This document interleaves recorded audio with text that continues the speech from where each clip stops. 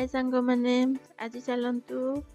गुड़ में आरिसा पिठा बनैबा मकर संक्रांति चाउल को मुझे राति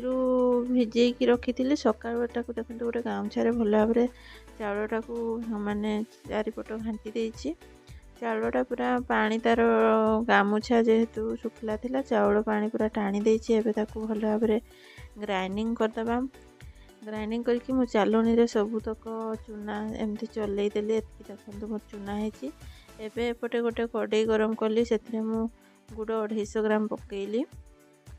गुड़ 250 ग्राम को मु नेछि चाउल 500 ग्राम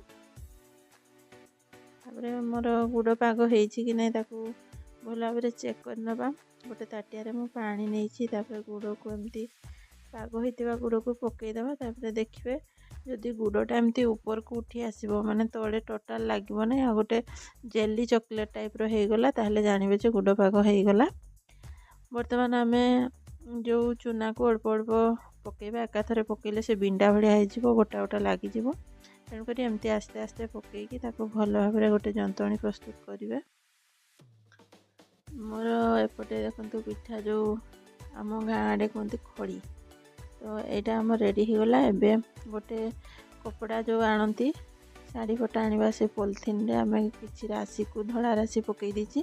तापरे पिठा को गोटा गोटा करी पकईकी ताको भल भाव गोल गोल प्रस्तुत करनेली। एबे पिठा को भल भाव छाणी दबा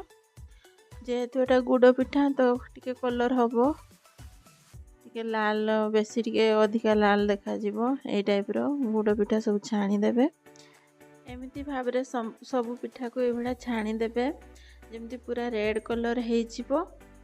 तो एमती थरे ट्राए करंतु आ जणेबे केमती आपनकर पिठा हेची।